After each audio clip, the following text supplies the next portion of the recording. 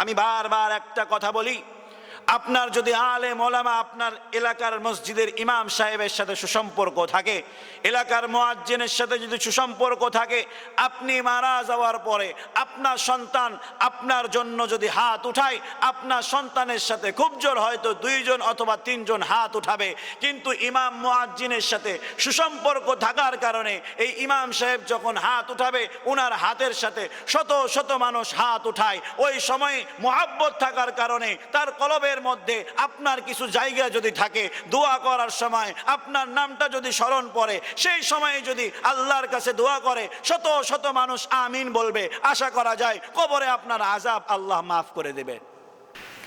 আলহামদুলিল্লাহ, শুকরিয়া আদায় করছি সেই মহান আল্লাহ রাব্বুল আলামিনের দরবারে যে আল্লাহ রাব্বুল আলামিন আপনাকে আমাকে মহাব্বত করে ভালোবেসে তার অসংখ্য বান্দাদের মধ্য থেকে বাছাই করে জুমার দিন, জুমার পূর্ব মুহূর্তে জুমার মসজিদে কোরআন এবং হাদিস থেকে কিছু কথা বলার এবং শোনার সুযোগ করে দিলেন।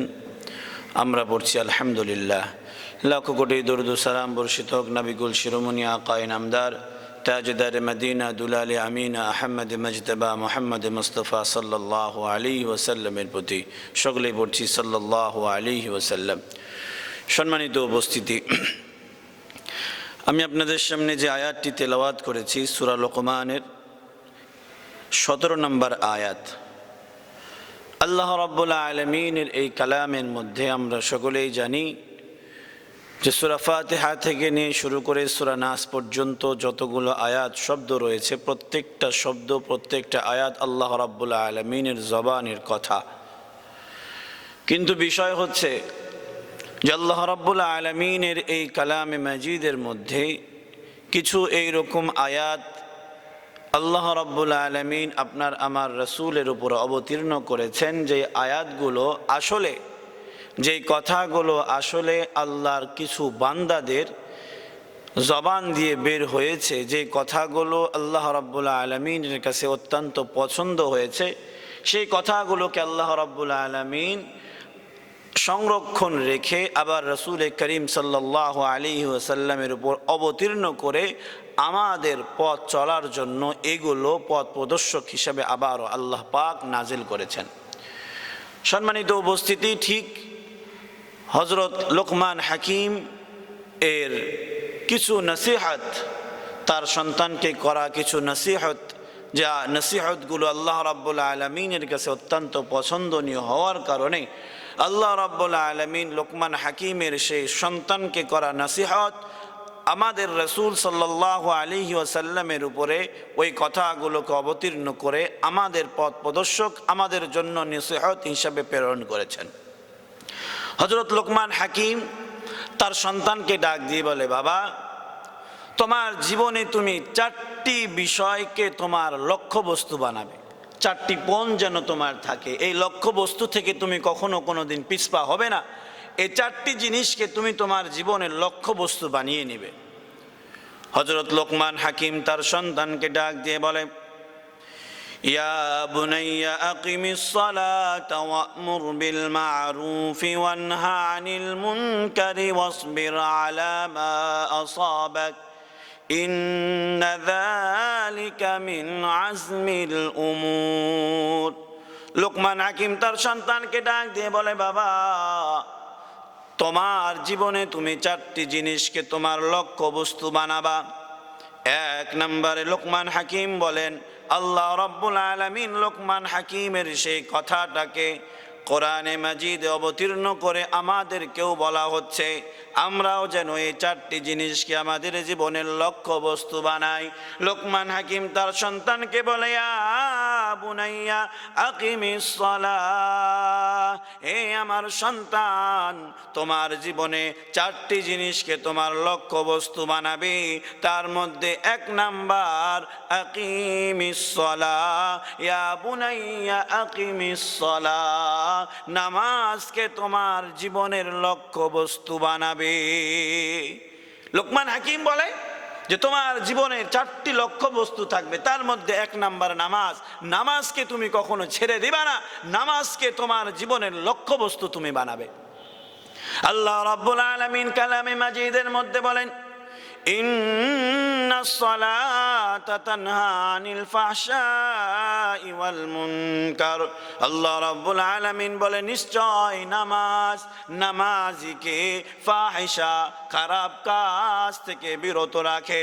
ও মুসলমান, আল্লাহ রাব্বুল আলামিনের আয়াতের উপর প্রেক্ষী করে আপনি আমি যদি নামাজি হয়ে যাই গুনার কাজ থেকে, যদিও আপনি আমি চেষ্টা করে বের হয়ে আসতে পারছি না, কিন্তু নামাজ পড়ার কারণে আল্লাহ আপনাকে আমাকে গুনার কাজ থেকে দূরে রাখবে।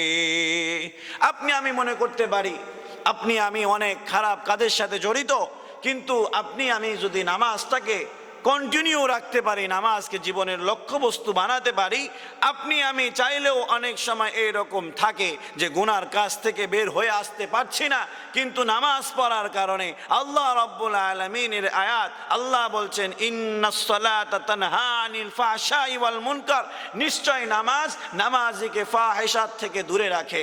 নামাজ যদি আপনি আমি আদায় করি, ইনশাআল্লাহ ইনশাআল্লাহ এই নামাজই একদিন আপনাকে আমাকে ফাহিশাত বিভিন্ন খারাপ কাজ থেকে দূরে রাখবে। অসংখ্য এরকম ভাইকে দেখেছি যারা বলে যে খারাপ কাজ থেকে বেঁচে আসার অনেক চেষ্টা করছি, বা যে কর্মের সাথে জড়িত এই কর্মের কাজগুলো আমাদের হালাল পন্থায় হয় না, বেঁচে আসার চেষ্টা করতে চাই কিন্তু বের হয়ে আসতে পারি না, যদি ছেড়ে দিই তাহলে আমার সংসার চলবে না, এই জন্য তারা চাইলেও সেগুলোর থেকে দূরে আসতে পারে না, এই জন্য তারা চেষ্টা করে কিন্তু পারছে না। অসংখ্য এইরকম বান্দা আছে যারা চাইলেও খারাপ কাজ থেকে দূরে আসতে পারে না, কিন্তু আল্লাহ রাব্বুল আলামিন ওই সমস্ত বান্দাগুলোকে মহাব্বত করে পরিস্থিতিটাকে এমন করে দেয় যে তারা না চাইলেও আল্লাহ রাব্বুল আলামিন তাদেরকে খারাপ কাজ থেকে দূরে নিয়ে আসে। সে মনে করে যে আমি এই জায়গা থেকে চলে আসলাম, আমার লস হলো, কিন্তু আল্লাহ রাব্বুল আলামিন তারে বাঁচাবে, এই জন্য খারাপ কাজ থেকে দূরে সরিয়ে দিল। সম্মানিত উপস্থিতি, যুবক ভাইরা আমার, আমি আপনাদেরকে লক্ষ্য করে বলতে চাই, আবার এইরকম ভাবিয়েন না যে আমি খারাপ কাজ করার জন্য আবার বলছি, তবে এইরকম আপনি আমি যতই খারাপ কাজের সাথে জড়িত থাকি, নামাজকে যদি নিজের জীবনের লক্ষ্যবস্তু বানিয়ে নিই, দেখবেন আপনি নামাজ আদায় করার কারণে অনেক সময় অনেক খারাপ কাজ থেকে আপনি বেঁচে যাচ্ছেন। যুবক ভাইদেরকে বলে এরকম যে ধরেন কথার কথা যে নামাজ আদায় করার কারণে কিভাবে হুজুর খারাপ কাজ থেকে বেঁচে থাকতে পারি, আল্লাহ রাব্বুল আলামিন দেখবেন নামাজ আদায় করার কারণে বড় বড় বিপদ থেকে আপনাকে বাঁচাবে। এরকম একটা গল্প আছে যে একজন চোর চুরি করে রাস্তা দিয়ে পালিয়ে যাচ্ছে গ্রামের মধ্য দিয়ে, সবাই তার পিছন দিক থেকে তাড়া করছে। যখন দেখে যে পালিয়ে যাওয়ার আর কোনো রাস্তা নাই, তখন সে চিন্তা করলো পালিয়ে যাওয়ার আর কোনো রাস্তা নাই, ডান দিকে দেখে মসজিদ। চোর এবার চিন্তা করে মাল সামানা যা আছে বাইরে ফেলে দিয়ে মসজিদে গিয়ে নামাজ আদায় করতে শুরু করি। চোর এবার বাইরে মাল সামানা ফেলে দিয়ে ওযু নাই, তবুও মসজিদে ঢুকে নামাজে দাঁড়িয়ে গিয়েছে। সবাই গ্রামের মানুষ চোরের পিছে পিছে এসে দেখে চোরকে আর পাওয়া যায় না। লক্ষ্য করে দেখে মসজিদের মধ্যে একজন মানুষ নামাজ আদায় করছে। কেউ বা বলে এটাই চোর, কেউ বা বলে না না, যে মানুষ নামাজ আদায় করতে পারে সেই মানুষ চোর হতে পারে না। এই কথাবার্তা চলছে আর চোর মনে মনে ইয়া নাফসি পড়ছে, না জানি কোনো বিপদ চলে আসে। একজন দুইজন এইভাবে কথা বলতে বলতে পরে সিদ্ধান্ত হলো যে এটা চোর হতে পারে না। সবাই যখন চলে গেল, চোর এবার সিজদায় পড়ে আল্লাহরে ডাক দিয়ে বলে, আল্লাহ জীবনেও তোমার পায়ে কোনোদিন সিজদা দেই নাই, আজকে ওযু ছেড়ে তোমার পায়ে ওযু না করেও তোমার পায়ে সিজদা দিয়েছি। আল্লাহ তুমি কত রহমান, তুমি কত রহিম। এই মানুষ দেখানো নামাজ আদায় করার পরেও তুমি আমারে ছেড়ে দিলা। আজকে থেকে আল্লাহ তোমারে কথা দিলাম, চুরি করা ছেড়ে দিলাম, আর আজকে থেকে আমি 5 ওয়াক্ত নামাজি হয়ে গেলাম। সম্মানিত উপস্থিতি যুবক ভাইরা আমার, এরকম হতে পারে। কথার কথা বলছি যে দেখবেন ঠিকভাবে নামাজ আদায় করার কারণে অসংখ্য বিপদ আসার পরেও এরকম অনেক ভাইকে দেখেছি, গল্প শুনেছি। এক ভাই এসে বলে যে হুজুর 5 ওয়াক্ত নামাজটা পড়ার কারণে কি বিপদ থেকে বেঁচেছি জানেন? তো উনি বলছে যে ভাই, একদিন আমি আমার প্রেমিকাকে নিয়ে পার্কে ঘুরতে গেছি। পার্কে ঘুরতে গিয়ে নামাজের সময় হয়ে গিয়েছে, আসরের নামাজের সময়। তো উনি বলছে যে ভাই হুজুর আসরের নামাজ হয়ে যাওয়ার কারণ সময় হয়ে যাওয়ার কারণে আমি আমার প্রেমিকাকে বললাম, আমার গার্লফ্রেন্ডকে বললাম যে নামাজটা আদায় করে আসি, তুমি বসো। ওই ভাই বলে যে নামাজ আদায় করে আসার পরে আমার প্রেমিকা, আমার গার্লফ্রেন্ড আমারে ডাক দিয়ে বলছে যে তুমি নামাজ আদায় করতে গেলা, আর ওই সময় পুলিশ এসেছিল, যতজন জোড়া জোড়া পেয়েছে সব জোড়াগুলোকে তুলে নিয়ে গিয়েছে, আমাকে কিছু বলেনি। ওই ভাই বলে যে হুজুর, ওই সময় নামাজ যদি না আদায় করতে যেতাম, যদি আমি ওই জায়গায় বসে থাকতাম, তাহলে আজকে আমিও জেলের মধ্যে থাকতাম। এক ভাইয়ের কাছ থেকে নিজেই শুনেছি। প্রিয় ভাইরা আমার, যুবক ভাইরা আমার, নামাজটা যদি ঠিকভাবে আদায় করতে পারি, হ্যাঁ, আপনাকে যতই মানুষ বলুক যে আপনি গুনাহ করেন, আপনি গুনার পরিবেশের সাথে লিপ্ত আছেন, আপনি নামাজটাকে আপনার জীবনের লক্ষ্যবস্তু বানান। আল্লাহ রাব্বুল আলামিন যেহেতু বলেছেন ইন্নাস সালাতা তানহা আনিল ফাহশাই ওয়াল মুনকার, নিশ্চয় নামাজিকে ফাহিশাত কাজ থেকে বাঁচাবে। ইনশাআল্লাহ আপনার যদি পরিকল্পনা, আপনার যদি ইচ্ছা থাকে, আপনাকে নামাজ অবশ্যই বিভিন্ন খারাপ কাজ থেকে হেফাজত করবে। তো লোকমান হাকিম তার সন্তানকে ডাক দিয়ে বলে, বাবা, তোমার জীবনের প্রথম লক্ষ্য যেন এইরকম হয়, ইয়া বুনাইয়া আকিমিস সালাত, নামাজকে তুমি তোমার জীবনের লক্ষ্য বস্তু বানাবা, নামাজ কায়েম করবা, নিজে পড়বা, নিজের আত্মীয় স্বজন, নিজের সন্তানকে পড়তে বলবা, এই নামাজকে তুমি তোমার জীবনের লক্ষ্য বস্তু বানাবে। লোকমান হাকিম বলে, ইয়া বুনাইয়া আকিমিস সালাহ, এক নাম্বার তোমার জীবনের লক্ষ্য বস্তু যেন নামাজ হয়। আর লোকমান হাকিম বলেন, ইয়া বুনাইয়া আকিমিস সালাহ ওয়া'মুর বিল মারুফ ওয়ানহা আনিল মুনকার। লোকমান হাকিম বলে, সন্তান, তোমার জীবনের লক্ষ্য বস্তু তুমি 2 নাম্বার, ওয়া'মুর বিল মারুফ, সৎ কাজের আদেশ করবে, ওয়ানহা আনিল মুনকার, অসৎ কাজ থেকে নিষেধ করবে। এই যেন তোমার জীবনের 2 নাম্বার আর 3 নাম্বার লক্ষ্য বস্তু হয়। বর্তমানে তো এমন অবস্থা এরকম যে আমরা এখন সৎ কাজের আদেশ করাটাকে কোনো রকম রেখেছি, কিন্তু অসৎ কাজ থেকে নিষেধ করার মতো ঈমান আপনার আমার কারো নাই। আপনার আমার সামনে অসংখ্য মানুষের উপর নির্যাতন করা হচ্ছে, আপনার আমার সামনে অসংখ্য মানুষের উপর জুলুম করা হচ্ছে, আপনি আমি বুঝতে পারছি, কিন্তু ওই মানুষকে গিয়ে এই কথাটুকু বলতে পারছি না যে ভাই, আপনি যে কাজটা করছেন এটা জুলুম করছেন, অন্যায় করছেন, অন্যায় কাজে বাধা দেওয়ার মতো শক্তি, সাহস, ঈমান আপনার আমার নাই। যার কারণে আসমানি বালা, জমিনি বালা আপনার আমার উপরে নাজিল হচ্ছে, আর আপনি আমি মনে করছি যে এগুলো গাছ কাটার কারণে, এগুলো প্রাকৃতিক দুর্যোগের কারণে বৃষ্টি হচ্ছে না। ওয়া'মুর বিল মারুফ ওয়ানহা আনিল মুনকার। লোকমান হাকিম বলে, 1 নাম্বার সৎ কাজে আদেশ করা, 2 নাম্বার অসৎ কাজে নিষেধ করা। আপনি আমি হয়তো এখন বর্তমানে মানুষকে কোনো রকম নামাজের কথা বলি, সৎ কাজের আদেশ করি যে ভাই নামাজে চলো, কিন্তু অসৎ কাজ থেকে নিষেধ করার মতো ঈমান আমাদের কারো নাই। ভয় করি যে ব্যক্তি জুলুম করছে তারে গিয়ে নিষেধ করব, আমার উপরে আবার কোনো আক্রমণ করে না বসে।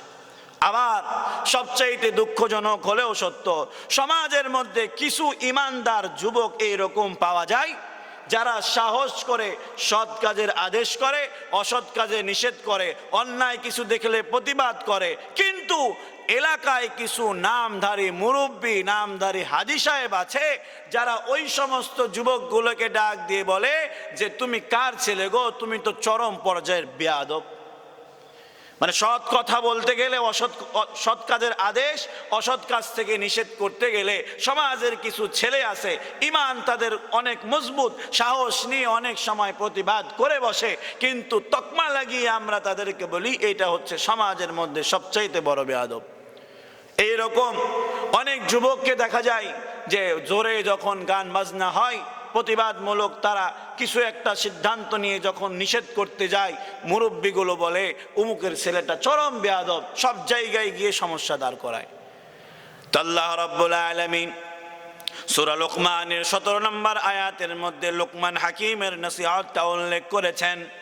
লোকমান হাকিম তার সন্তানকে বলে, ইয়া বুনাইয়া আকিমিস সালাহ ওয়া'মুর বিল মা'রুফ ওয়া নাহা আনিল মুনকার। হে আমার সন্তান, 1 নাম্বার নামাজ আদায় করবে, 2 নাম্বার সৎ কাজে আদেশ করবে, 3 নাম্বার অসৎ কাজে নিষেধ করবে। লোকমান হাকিম তার সন্তানকে এই কথাগুলো বলার পরে লোকমান হাকিম বলেন, ওয়া নাহা আনিল মুনকারি ওয়াসবির আলা মা আসাবাক। সন্তান, সৎ কাজে আদেশ করা, অসৎ কাজে নিষেধ করার কারণে তোমার উপরে চাপ আসতে পারে, তোমার উপরে উপর থেকে চাপ আসবে। এই চাপ আসলে তুমি যদি ধৈর্য ধারণ করতে পারো তাহলে তুমি কামিয়াব হয়ে যাবে। দেখবেন আমাদের দেশের অবস্থাটাও এইরকম, যে আমাদের দেশের মধ্যে চোর ঘুরে বেড়ায়, টেন্ডারবাজ ঘুরে বেড়ায়, চাঁদাবাজ ঘুরে বেড়ায়, দেশের মাল অন্য দেশে পাচার করছে তারাও ঘুরে বেড়ায়। যাদের ব্যাপারে আমরা জানি এই মানুষটা অন্যায় করেছে, এই মানুষ আরেকজনের ক্ষতি করেছে, এই মানুষটাও ঘুরে বেড়ায়। কিন্তু মসজিদের মেম্বারে বসে, মাহফিলের মঞ্চে বসে যে আলেম ওলামা এর প্রতিবাদ করেছে, ওয়া'মুর বিল মা'রুফ ওয়া নাহা আনিল মুনকার, এর প্রতিবাদ করেছে, সৎ কাজের আদেশ করেছে, অসৎ কাজে নিষেধ করেছে, তাদের উপরে উপর থেকে আযাব এসেছে। কোন উপর থেকে আযাব এসেছে? যে উপর থেকে আযাব আসার কারণে অনেক আলেম ওলামা আমাদের দেশে 14 শিকের মধ্যে বন্দী আছে। এখন এই কথাগুলো বললে বলবেন যে হুজুর রাজনৈতিক কথাবার্তা বলিয়েন না।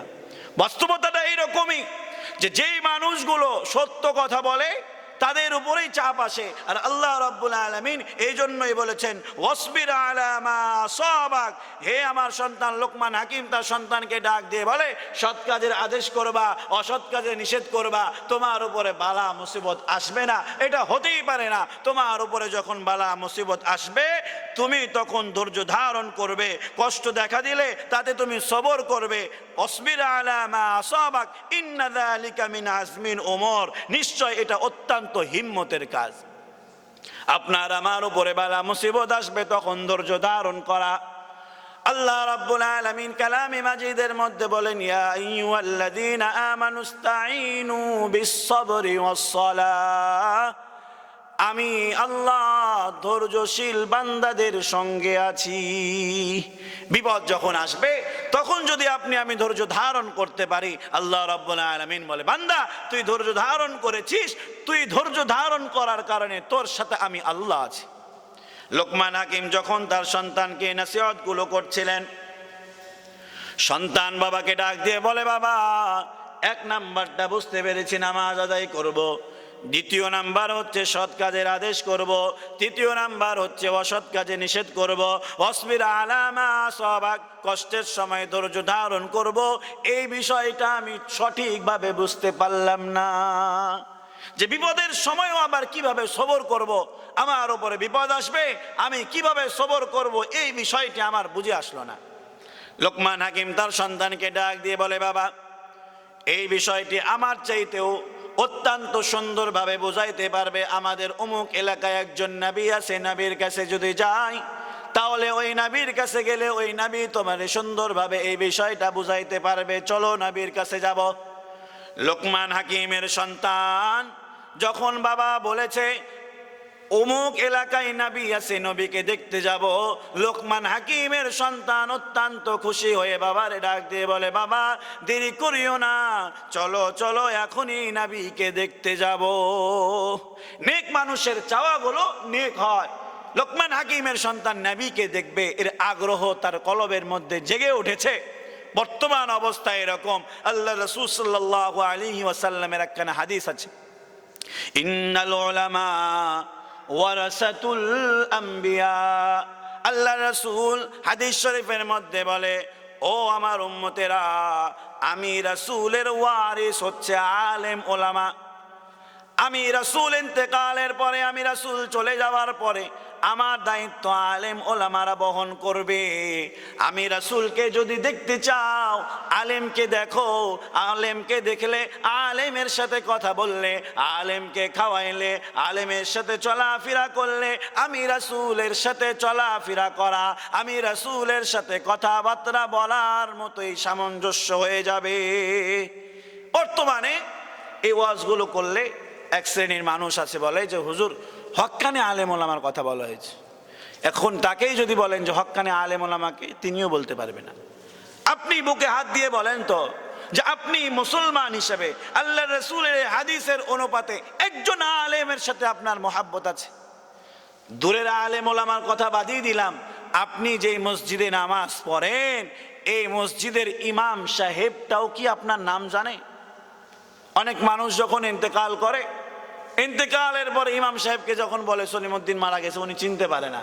এরপরে যখন তার লাশটা দেখে, মুখটা দেখে মনে পড়ে, ও এই মানুষ শুক্রবারে একদিন মসজিদে নামাজ পড়তে গেছিল, পিছন দিককার ফ্যানটা নষ্ট ছিল, কানের কাছে গিয়ে বলেছিল হুজুর পিছন দিককার ফ্যানটা চলছে না, ফ্যানটা ছেড়ে দিয়েন, খুব কষ্ট হয়েছে, অভিযোগ দিয়েছিল, এই জন্য মনে পড়ে।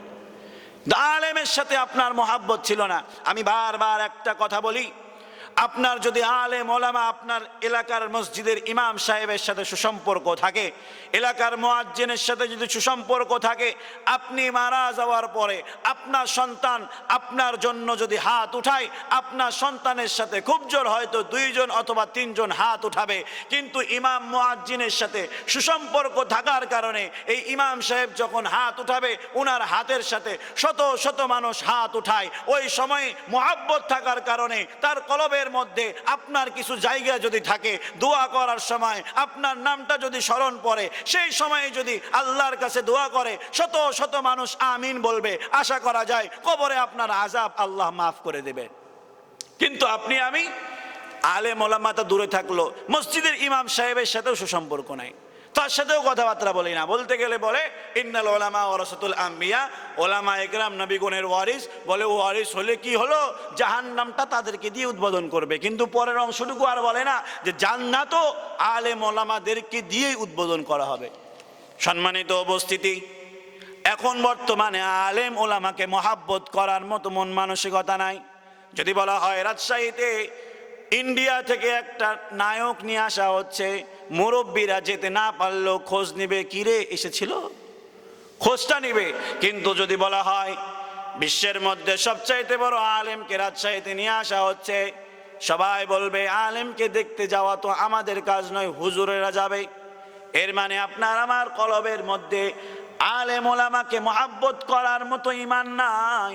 পরোক্ষভাবে এটাই বলা যায়, আলেম ওলামাকে মহাব্বত না করার মানে রাসূলের মহাব্বত আপনার কলব থেকে উঠে গিয়েছে। সম্মানিত উপস্থিতি, লোকমান হাকিমের সন্তান তার বাবাকে বলে যে বাবা নবীকে দেখতে যাব, অত্যন্ত খুশি। এবার সন্তান বাবার আগে আগে হাঁটা ধরেছে। লোকমান হাকিম সন্তানকে নিয়ে হাঁটতে হাঁটতে যায়, মরুভূমির মাঝ দিয়ে যেতে যেতে লোকমান হাকিমের সন্তান আগে আগে হাঁটে। এমন সময় বিষাক্ত প্রাণীর বিষাক্ত একখানা ধারালো হাড্ডি দাঁড় হয়েছিল। লোকমান হাকিমের সন্তান ওই হাড্ডির উপরে পা পড়ে যাওয়ার কারণে পায়ের এদিক দিয়ে ঢুকে আর একদিক দিয়ে বের হয়ে গিয়েছে। লোকমান হাকিম সন্তানকে নিয়ে অনেক বিপদের মধ্যে পড়ে গিয়েছে। সন্তানকে নিয়ে সামনেও যেতে পারে না, পিছনেও আসতে পারে না। লোকমান হাকিম চিন্তা করলো এই জায়গায় কয়েকদিন অবস্থান করি, যদি কোনো কাফেলা আসে তাহলে আমার একটু সহযোগিতা করবে। একদিন 2 দিন হয়ে গেল, লোকমান হাকিমের সন্তানের পায়ের মধ্যে পছন ধরতে আরম্ভ করলো। পায়ের গোস্তগুলো আস্তে আস্তে খুলে পড়ে যায়। লোকমান হাকিম রাত্রেবেলা তাহাজ্জুদের নামাজে দাঁড়ায়া সিজদায় পড়ে আল্লাহর ডাক দিয়ে বলে, আল্লাহ এই বিপদের সময় এই মরুভূমির মধ্যে আমার সন্তানকে আমার কাছ থেকে কেড়ে নিও না। সন্তান হারানোর বেদনা আমারে তুমি দিও না রে আল্লাহ, সন্তান হারানোর বেদনা আমারে দিও না আল্লাহ। আল্লাহ দয়া করে আমার সন্তানকে তুমি সুস্থ করে দাও। যেই কোলে সন্তানকে নিয়ে লালন পালন করে বড় করেছি, এই কোলে আবার কবরে নামানোর মতো হিম্মত আমার নাই। লোকমান হাকিম সিজদায় পড়ে রয়েছে, তার সন্তান খেয়াল করে দেখে ওই ঘরের মধ্যে যে তাঁবু টেঙেছিল, এই তাঁবুর মধ্যে হঠাৎ করে একটি উজ্জ্বল আলো জ্বলে উঠেছে। ওই ঘরের মধ্যে লম্বা একজন মানুষ, লম্বা জুব্বা পরে পাগড়ি পরে লোকমান হাকিমের সন্তানকে সালাম দিচ্ছে। লোকমান হাকিমের সন্তানকে ডাক দিয়ে বলে, তোমার কি সমস্যা হয়েছে আমার কাছে বলো। লোকমান হাকিমের সন্তান বলে, আমার পায়ে পছন্দ ধরতে আরম্ভ করেছে। লোকমান হাকিমের সন্তানের পায়ের মধ্যে ওই লম্বা পোশাক পরিহিত মানুষটি যখন হাত বুলায় দিল, লোকমান হাকিমের সন্তানের পা সঙ্গে সঙ্গে ভালো হয়ে গেল।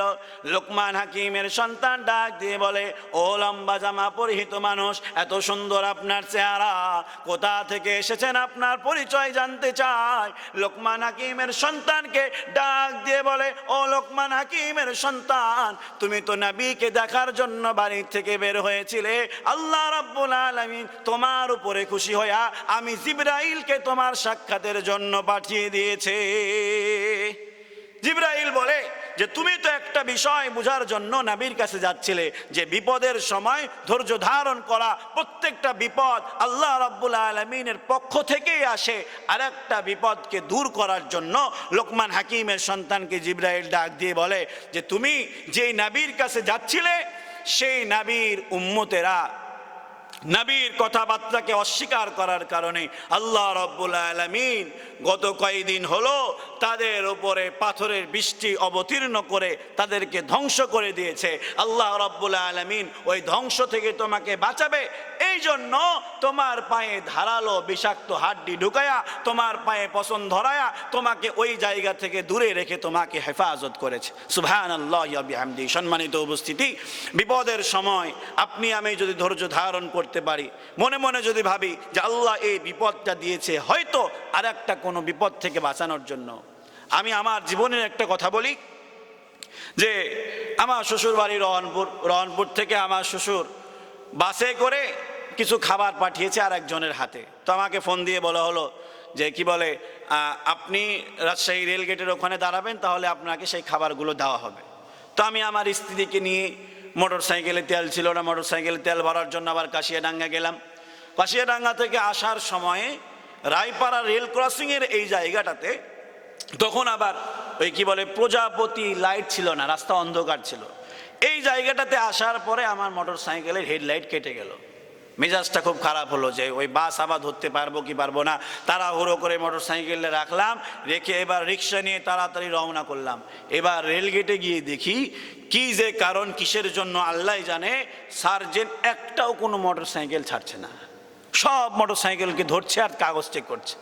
ওই সময় চিন্তা করলাম যে আমার মোটর সাইকেল আগে 80 গাড়ি ছিল, ওই গাড়ির কোনো কাগজ কিচ্ছু ছিল না যা আমি কিনেছিলাম। তো এই মোটর সাইকেল যদি ধরতো তাহলে আর মোটর সাইকেল ছুড়ানোর মতো আমার তখন অ্যাবিলিটি ছিল না, কারণ তখন ইনকাম করতাম 6000 টাকা। তো আল্লাহ রাব্বুল আলামিন এই লাইটটা কেটে আমাকে বড় বিপদ থেকে বাঁচিয়েছে। ঠিক আপনি আমি মনে করতে পারি যে আল্লাহ রাব্বুল আলামিন এই বিপদ দিল, এই বিপদে যদি আপনি আমি ধৈর্য ধারণ করতে পারি, কোনো বিপদে পড়ে, ছোট্ট একটা বিপদে পড়ে মনে করি যে আমাকে সহযোগিতা করার কেউ নাই, এই সহযোগিতা করার কেউ নাই ভেবে আপনি আমি হারাম পন্থাকে বেছে নিই। কেউ কেউ কিস্তি বেছে নিই, কেউ কেউ ব্রাকের কাছে যাই, কেউ কেউ গ্রামীণ অফিসে যাই সুদি টাকা নেয়ার জন্য, কিস্তি টাকা নেয়ার জন্য। এই সময়ে যদি আপনি আমি ধৈর্য ধারণ করতে পারি, আল্লাহ রাব্বুল আলামিন বলেন, ইয়া আইয়ুহাল্লাযীনা আমানু ইসতাঈনু বিস-সাবরি ওয়াস-সালাহ, ধৈর্য ধারণকারীর সাথে আমি আল্লাহ আছি। আপনি আমি যদি ওই সময় ধৈর্য ধারণ করতে পারি, ইনশাআল্লাহ আল্লাহর পক্ষ থেকে সাহায্য আসবে। আর ওই বিপদটা অন্য আর এক বড় বিপদকে কাটানোর জন্য আল্লাহ দিয়েছে, এই বিষয়টা আপনি আমি বুঝতে পারবো। তো লোকমান হাকিম তার সন্তানকে নসিহত করলো 4টি। 1 নাম্বার হচ্ছে ইয়া বুনাইয়া আকিমিস সালাহ, 1 নম্বরে নামাজ আদায় করবা। 2 নম্বরে ওয়ানহা আনিল মুনকারি ওয়াসবির আলা মা আসাবাক ওয়া'মুর বিল মারুফ ওয়ানহা আনিল মুনকারি ওয়াসবির আলা মা আসাবাক ইন্না যালিকা মিন আজমিল উমুর। সন্তান সৎ কাজে আদেশ করবা, অসৎ কাজে নিষেধ করবা, আর বিপদ আসলে সহ্য করবা, কষ্ট হলে সহ্য করবা। হযরত লোকমান হাকিম বলে, ইন্না যালিকা মিন আজমিল উমুর, নিশ্চয় এটা অত্যন্ত হিম্মতের কাজ।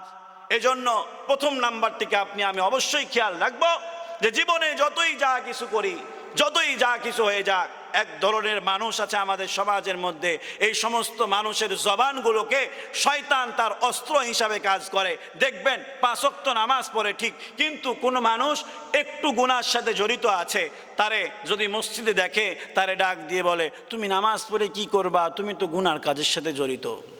মানে উনি এক সার্টিফিকেট দিয়ে বসে থাকে। এই জন্য আপনি আমি তাদের কথায় কান না দিয়ে নামাজটাকে নিজের লক্ষ্যবস্তু বানাবো। সৎ কাজে আদেশ করা, অসৎ কাজে নিষেধ করাকে নিজের লক্ষ্যবস্তু বানাবো। যতই বিপদ আসুক, বিপদের সময় ধৈর্য ধারণ করার চেষ্টা করব। ধৈর্য ধারণ যদি করতে পারি, আল্লাহ রাব্বুল আলামিন আপনার আমার সঙ্গী হয়ে যাবে। বিপদের সময় ওই বিপদটাকে আপনি আমি যদি কেটে উঠতে পারি, দেখতে পাবো যে এই বিপদের কারণে বড় এক বিপদ থেকে আল্লাহ রাব্বুল আলামিন আপনাকে আমাকে হেফাজত করেছে। আল্লাহ রাব্বুল আলামিন এই বিষয়গুলোর উপরে আপনাকে আমাকে সকলকেই বিষয়গুলোর উপরে আমল করার তৌফিক দান করুক।